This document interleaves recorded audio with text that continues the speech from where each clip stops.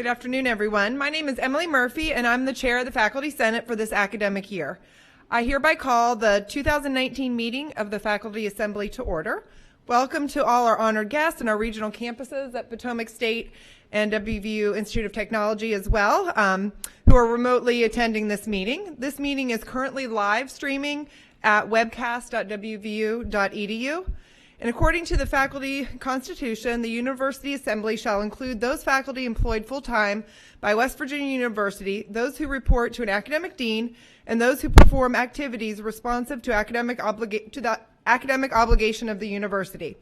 The University Assembly holds one regular meeting during each academic year, at which time the president and our provost shall report in detail on the state of the university. Following the president and provost's report, there will be an opportunity for questions and comments.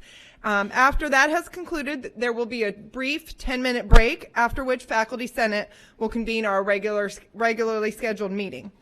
At this time, I'd like you to please direct your attention to the screen. Every journey starts with a choice, a crossroads, a way forward and a way back.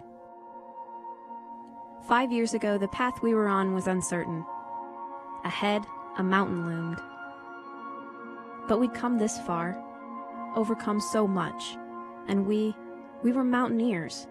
It was time to take our university back. So we started with a determined step. We knew the only way forward was to change, evolve, dream big, transform, as one. And so we did. We learned from our past and used its adversities to build a new foundation. Together, we charted a new course. We wrote a new story, our own story. Education, health, prosperity. This was our path. And we kept going because we knew we had to be bold, fearless, to embrace uncertainty and trust in our purpose. Trust in ourselves. 5 years ago, we took those first steps into the unknown. But look how far we've climbed. Yes, we've yet to reach the summit. The pinnacle awaits. But that's just how we like it. We're mountaineers, and mountaineers go first.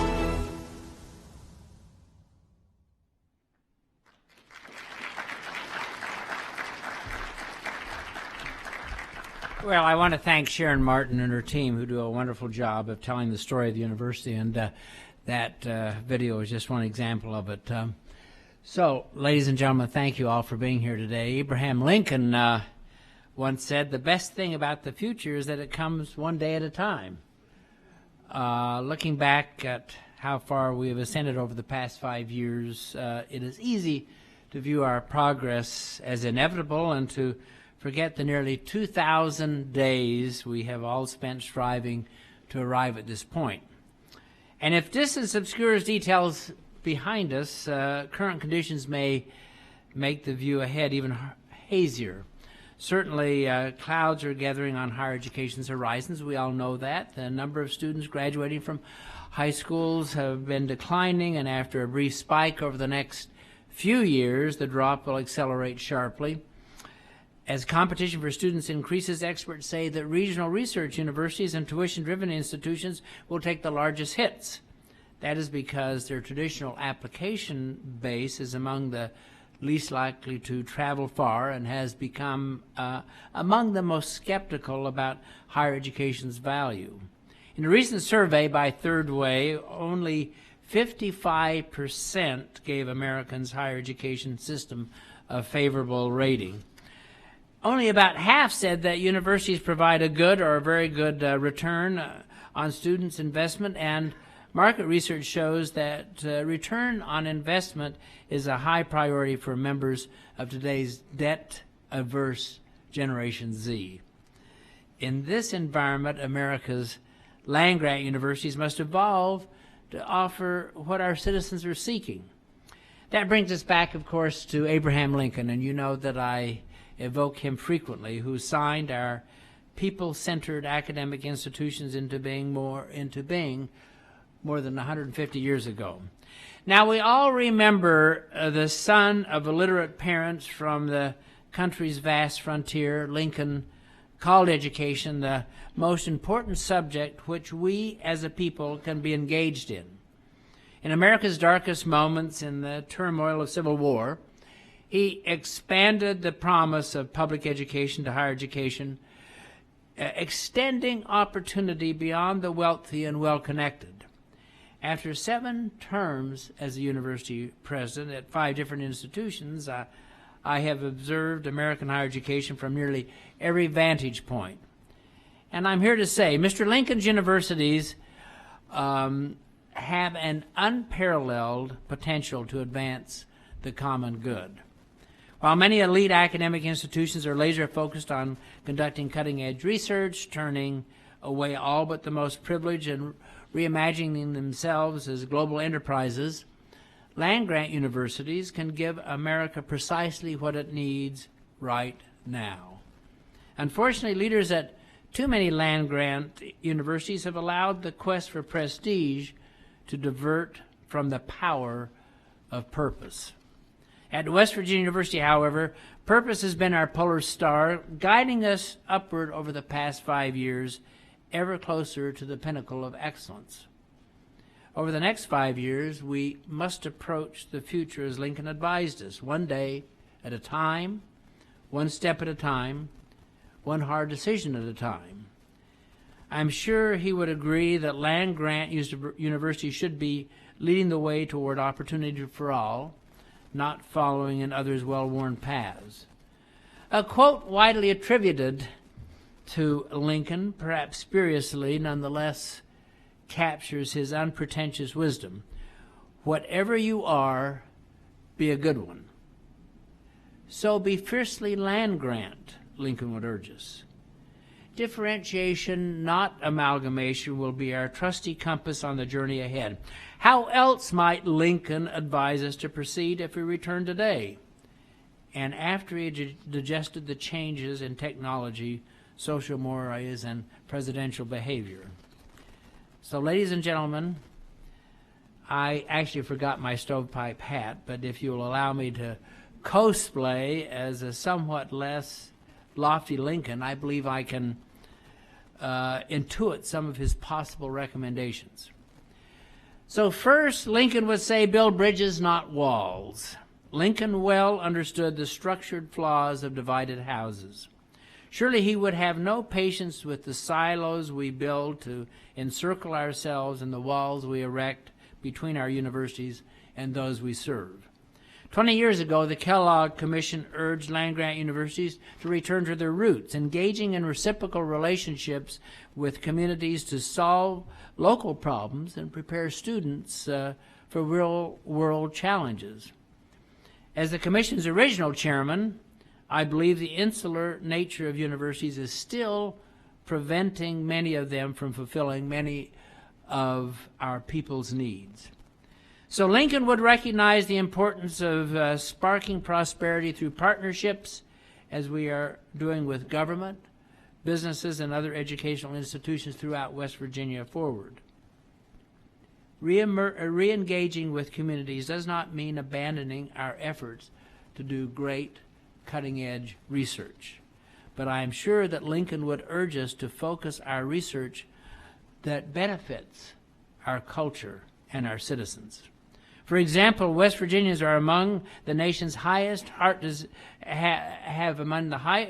nation's highest heart rate diseases, as well as an unusually high incidence of low birth weight babies.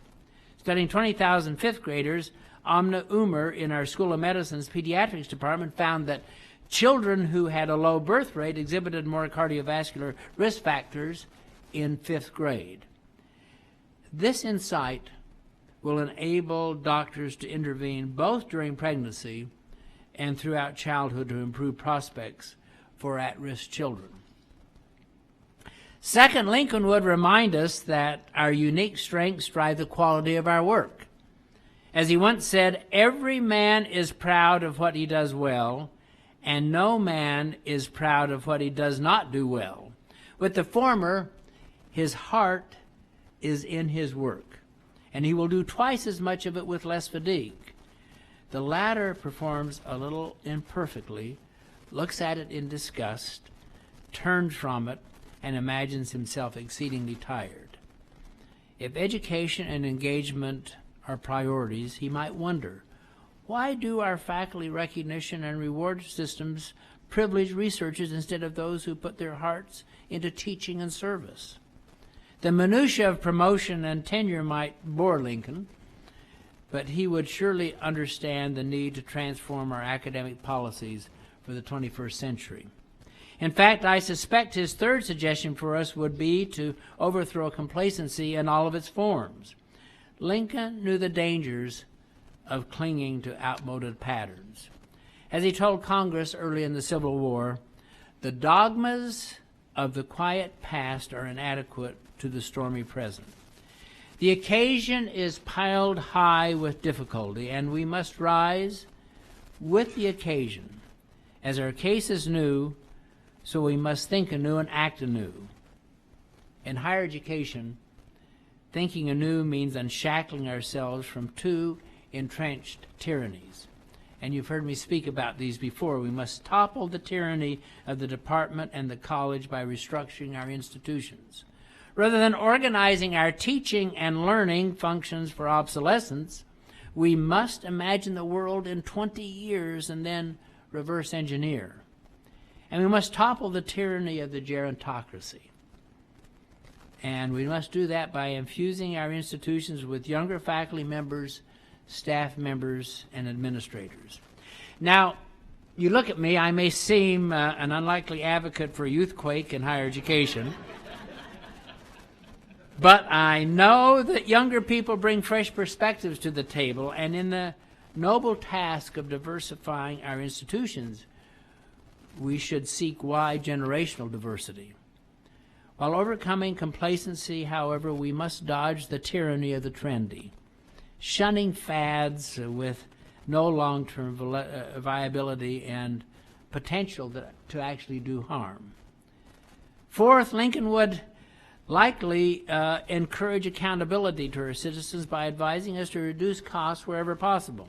Lincoln called bureaucracy selfish.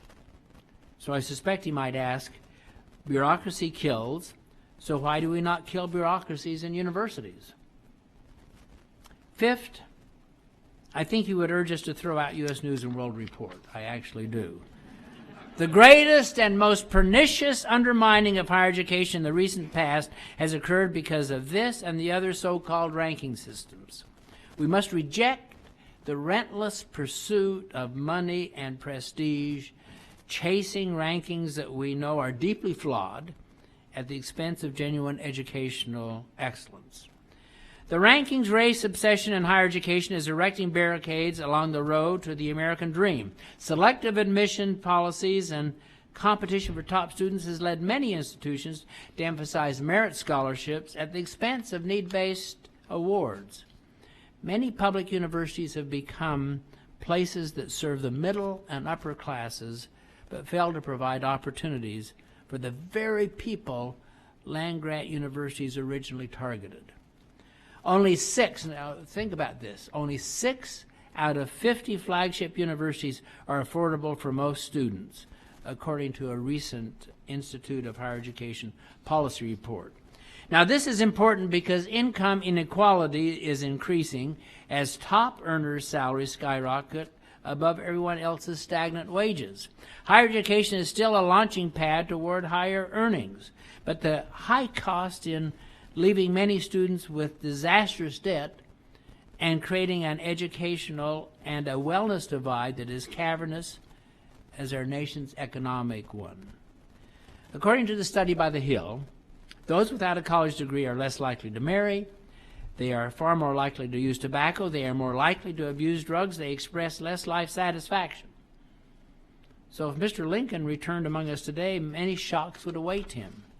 But among the most painful would be this reimposed barrier between people from humble circumstances and the privileges of education. He would surely encourage us to open our doors to students approaching from alternative paths. And he would agree that as land-grant universities initially emphasized agriculture in America's rural past, today's institutions should focus on market-driven programs giving students in-demand skills. Artificial intelligence, cybersecurity, preventing and treating addiction, and caring for an aging population are critical priorities with great potential for growth in West Virginia and beyond. In our state, you hear a lot about the need to create jobs, which of course is real. But the state also has many jobs, about 40,000 right now, that are wanting for people. We have not trained them in the right way. First, of course, we must get people to enroll in and persist in secondary education. Our climbing retention rate at this institution shows that the living and learning experience at our university is engaging and nurturing students. We must continue to help our students thrive by improving our health and wellness programs. Lincoln, who, as you know, suffered from depression at several times, would appreciate our attention to students' well-being. According to the Center for Collegiate Mental Health, higher education counselors today are treating more students than ever before for mental health challenges, primarily anxiety, stress, and depression. According to a major survey by Cigna Generation Z, the current college-going population reports higher levels of loneliness. Let me underscore that again, higher levels of loneliness than any other age group. In fact, our student reporters featured this very topic on the front page of the DA today. As important as our student experience is, we must also start educating people for success long before they ever appear on a college campus. Teleported to the present, Lincoln might not understand coding. Famously knowledge-hungry in his youth, however, he would love the way WVU Extension has introduced more than 200,000 youth nationwide to basic computer science concepts through plugged and unplugged activities. Increasing our commitment to youth development would meet with approval from our 16th president, who said, "A child is a person who is going to carry on what you have started. The fate of humanity is in his hands." We must also realize that in today's economy, career preparation does not end with graduation. Through strengthened graduate education and such engines as Extension and the WVU Alumni Association, we must help people achieve a lifelong sense of purpose with continuing education and retraining opportunities. Finally, I think Lincoln would squash the notion that change must start with strategic planning. Strategic planning at universities function less often as a compass and more often as a speed bump that impedes progress. Instead of strategic planning, we need strategic action. Instead of long-term objectives, we need immediate solutions. By now, it should not surprise you that Lincoln himself left us a fitting clarion call. It is not, can any of us imagine better, but can we all do better? I know that at West Virginia University we can. So this rugged terrain we have traversed over the past 5 years proves that with purpose as our compass, a new map will guide our steps and bring our destination into focus. To tell you more about the signposts ahead, I'm asking Provost Marianne Reed to come forward. Marianne?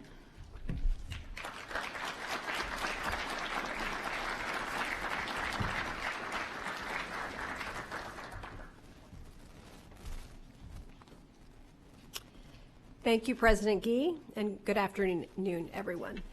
It is an honor to be here to share the podium with you and to represent the university's academic enterprise. I've been in my role less than 4 months, but I've been a member of the faculty and WVU community for more than 26 years. President Gee, I strongly believe in your mission and vision that WVU is and should continue to be a place of purpose. My history here is living proof that WVU is also a place of opportunity and possibility. Beyond helping implement the President's vision, the task of my office is to strengthen and support our collective efforts to provide each student with a high-quality academic experience and to produce research and knowledge that advances the state, the region, and the world. As you know, and as President Gee has just outlined, the university faces a number of challenges. Like many other land-grant universities, our state funding has declined over the past several years and isn't likely to improve anytime soon. We're also facing an enrollment challenge because of declines in the high school population in the regions that we typically recruit from. And, as President Gee said, we face a perception challenge, since some people are beginning to question the value of a college education in response to rising costs and growing student debt. Now, this would seem to be an untenable situation, but like President Gee, I too am an optimist. WVU has always been scrappy and resourceful, acting more like a lean startup than a 152-year-old institution steeped in tradition and shackled by bureaucracy. Where others see barriers and obstacles, we see opportunities. To take full advantage of these opportunities, my team, in conjunction with the President and his leadership team, have established several strategic priorities, not a plan, for the coming year. And to make things simple, I've listed each priority under what I like to call the new 4 R's. They are relevance, reputation, revenues, and relationships. So relevance. We have an obligation to provide our students with a rigorous and relevant education, one that prepares them for the careers and opportunities of today and tomorrow, so that we can clearly demonstrate our return on investment to parents and students. To that end, we are working closely with Faculty Senate to update our general studies curriculum to provide students with a strong academic foundation and the professional skills and entrepreneurial mindset that they will need to be successful in a world that is being transformed by technology. My office is also developing a program to seed and support new and growing academic programs that are highly relevant, market-driven, and designed to bring new students to the university. The initial focus will likely be on programs that prepare students for careers in emerging fields, such as cybersecurity, data science, addictions counseling, and forensic journalism, just to name a few.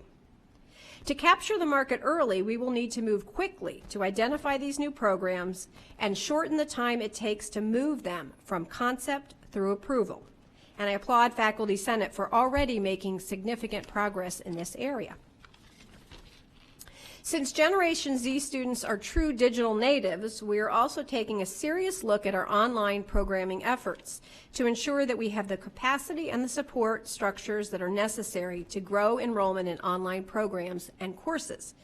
We believe that the demand for online academic programming is only going to increase, and as a university, we need to be prepared to respond to that demand or risk becoming irrelevant. We also need to enhance our academic reputation so we can continue to attract bright and talented students and faculty, maintain our R1 status, and further develop our research enterprise to drive progress and opportunity in the region and the world.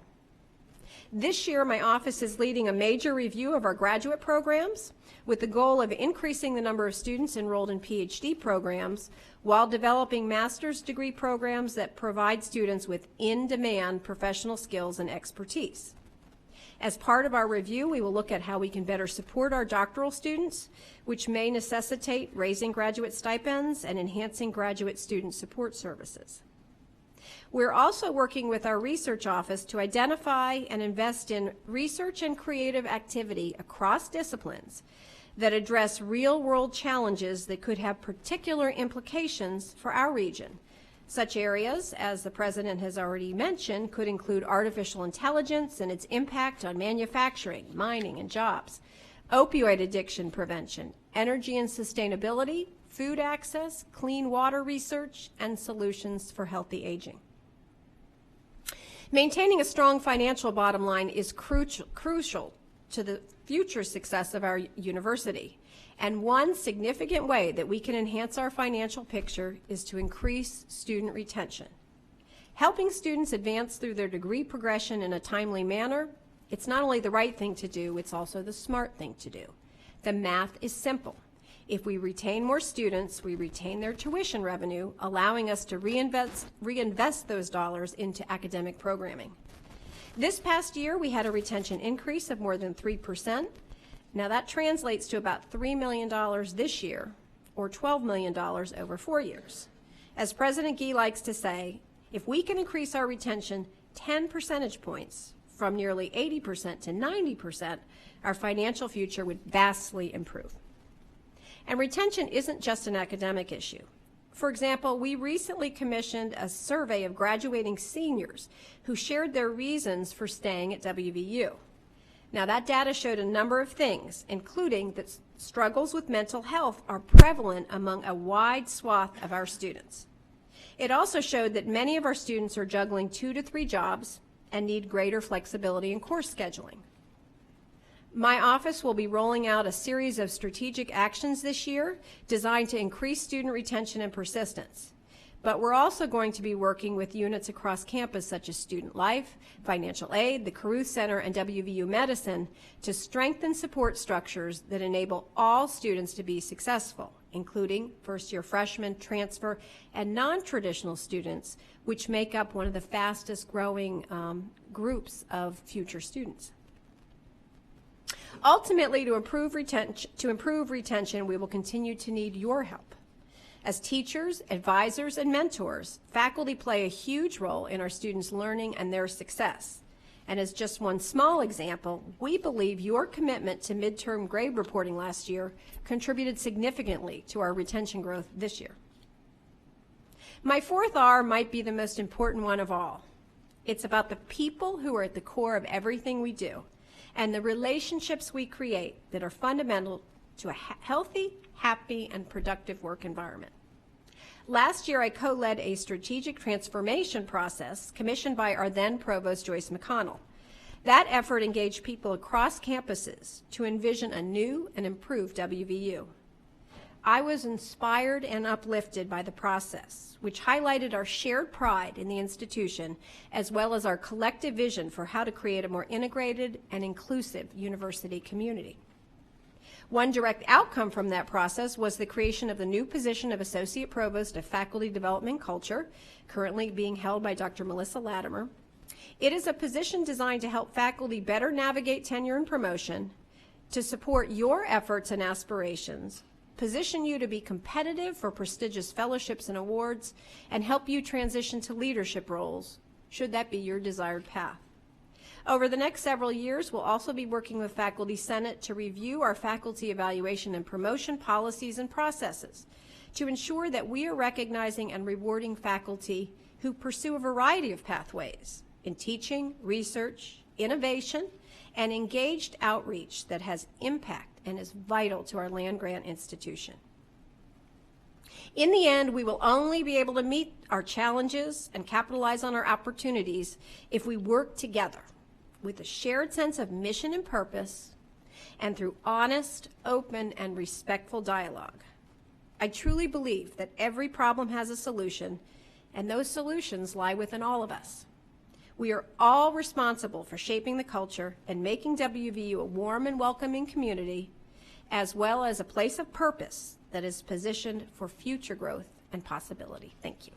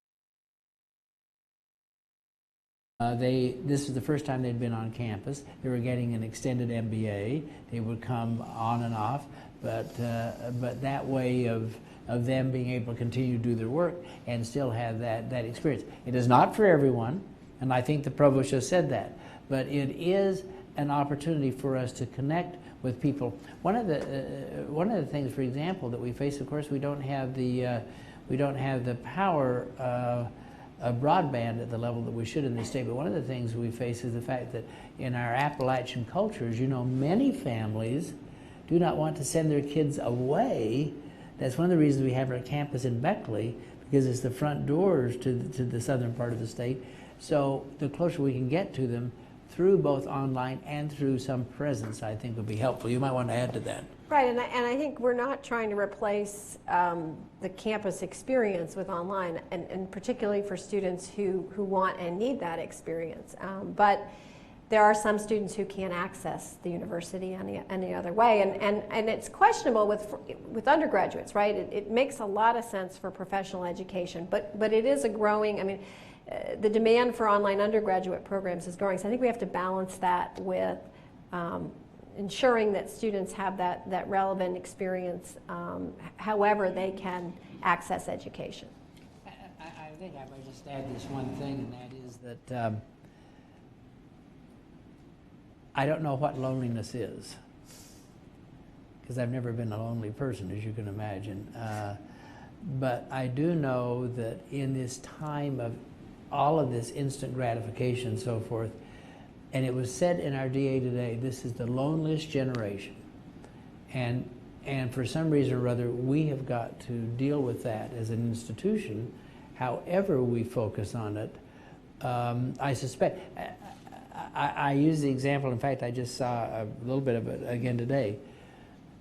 Watching 4 students walking together down the street, and all of them were using their thumbs, not talking with each other. And they can get in their rooms and get instant access to anything. And so the issue of commerce, of the intellectual commerce, is something that we really do need to think about, because I do think that is one of the major problems. But we live in an age of anxiety. If you're a college student reading the newspapers, it's not a pretty picture out there, as we know. So we have to deal with that too. Thank you very much. We have another question back here. Hi, I'm Lori Andrus from the School of Public Health, and I'm wondering if we could expand our definition of health, or how we might do that to bring it into the 21st century, where health becomes not just about the individual and their behavior, but about what we call the social determinants of health, or the non-medical determinants of health. And what this means is that it opens up our policy agenda and what happens in this state. It means that we're looking at the economy, employment, wages, housing, and how that shapes population health. Some of the conversation that we are having nationally about the mental health of young people is tied to the state of anxiety in the United States with our economy and other kinds of issues that are going on. And so while we're doing things on the right hand to address health from an individual standpoint, the question is, what are we doing on the left hand with the non-medical determinants of health that are shaping the broader context in which we live? And I'm wondering how we can elevate that conversation. Don't you actually think that that's more important than the individual health? I mean, I at least do. Of course, we have our Dean of Nursing is also our Vice President for Health and Wellness, but it is about collectively doing what we need to do. I couldn't agree with you more. I think that we can address the individual needs much easier than we can the collective needs, but in order to get to the individual needs, we need to make certain that we are having a wellness society, that is what we're trying to do. And the university has to start here. I mean, we have to care about each other, and I think the provost said that earlier about those issues of determinants of how we really interact with each other, which is part of that kind of human wellness that I don't believe that we address directly. Do you want to add anything to that?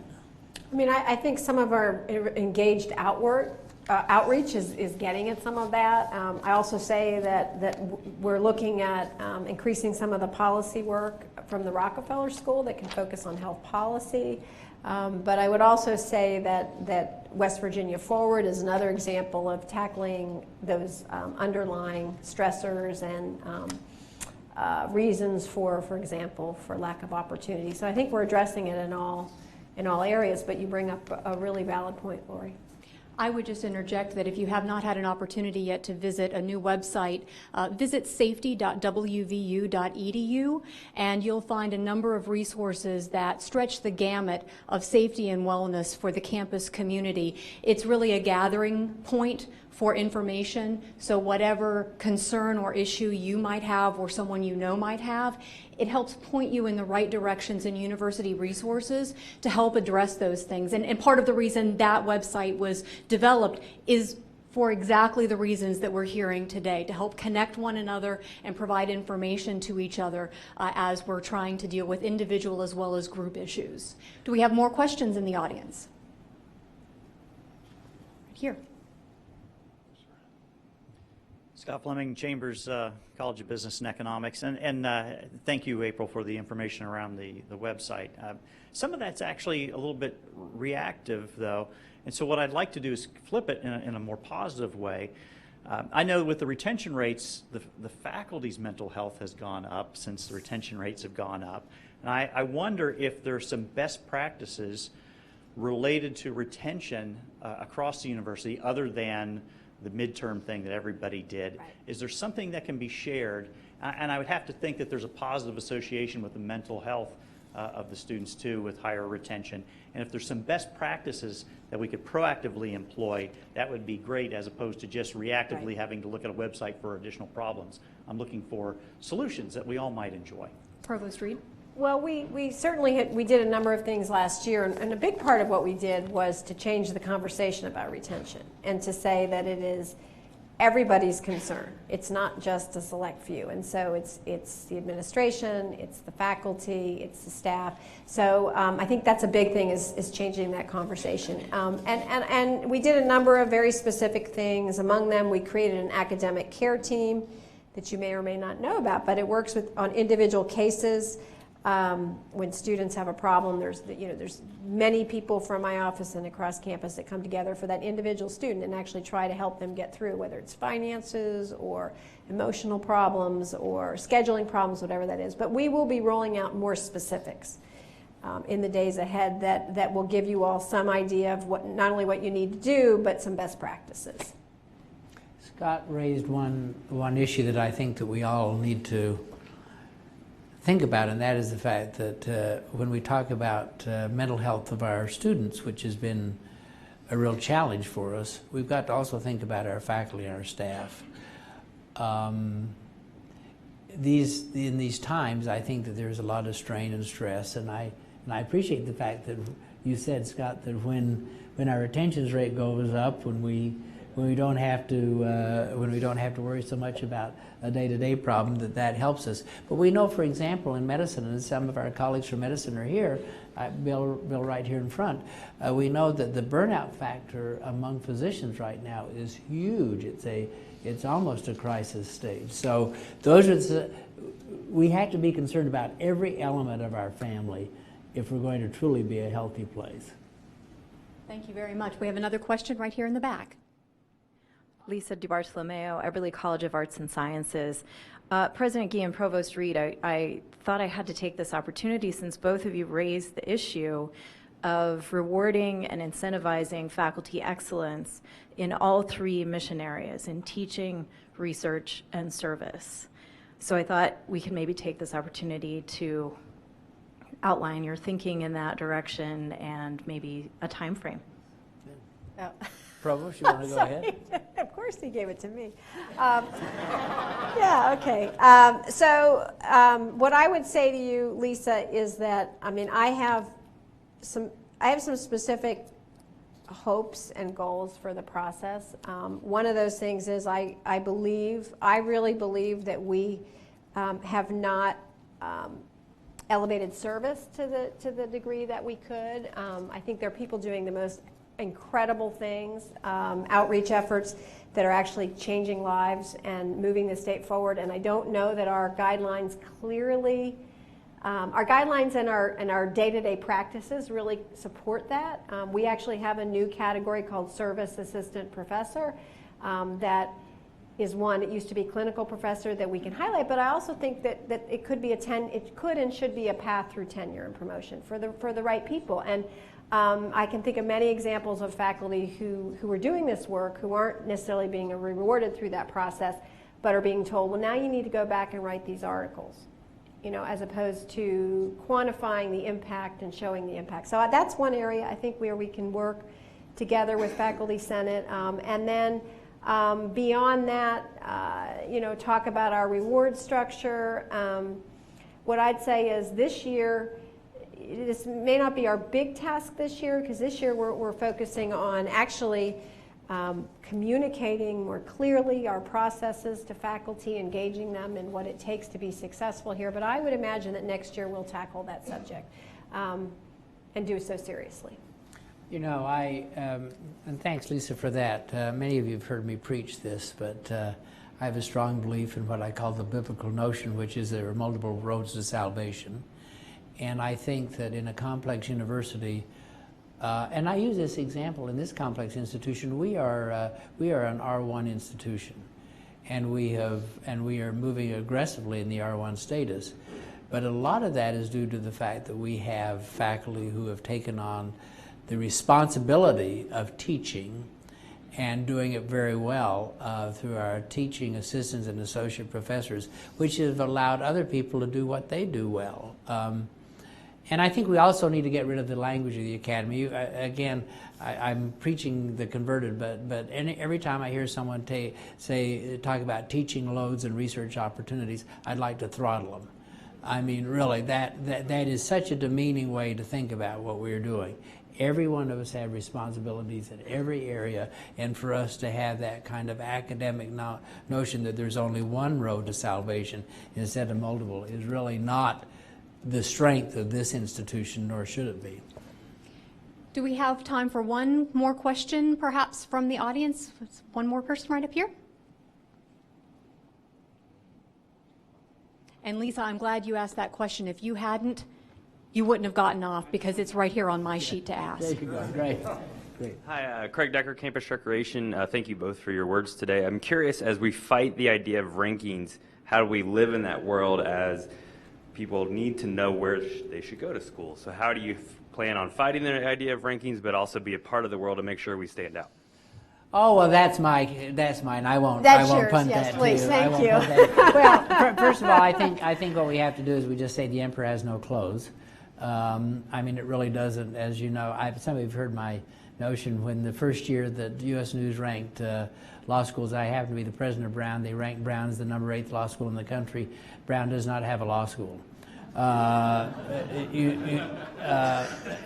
And they change their rankings every year in order to sell magazines, and U.S. News was going belly up. It literally was going belly up, and then they came up with this notion of that. But the real issue is rankings are pernicious.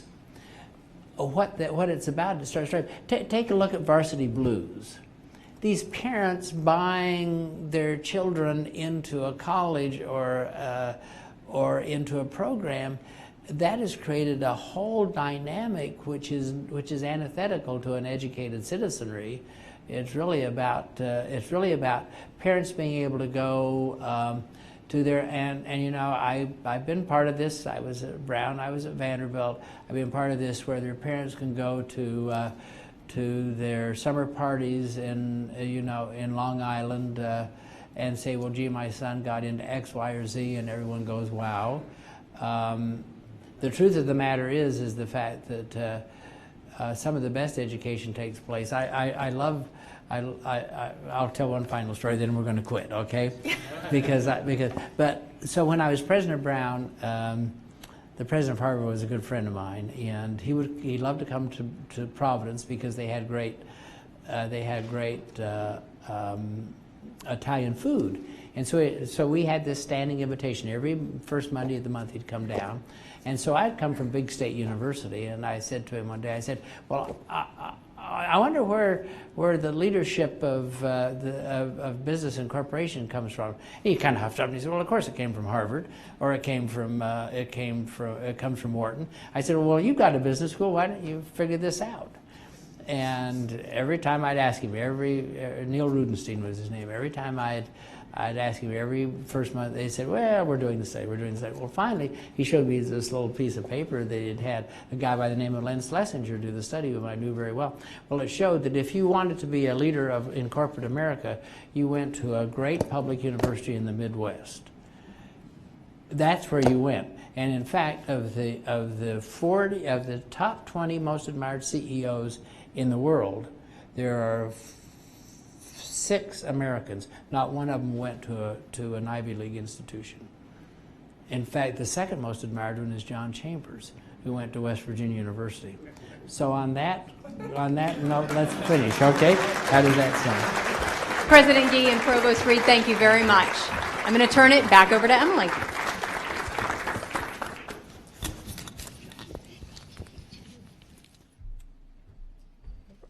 All right, so President Gee and Provost Reed's talks were the only agenda item for the 2019 Faculty Assembly meeting. So given that if there is no objection to adjourning the Faculty Assembly, we will go ahead and adjourn Faculty Assembly. Do I have anybody that objects to that? All right, so those that are staying for Faculty Senate, we will reconvene in 10 minutes.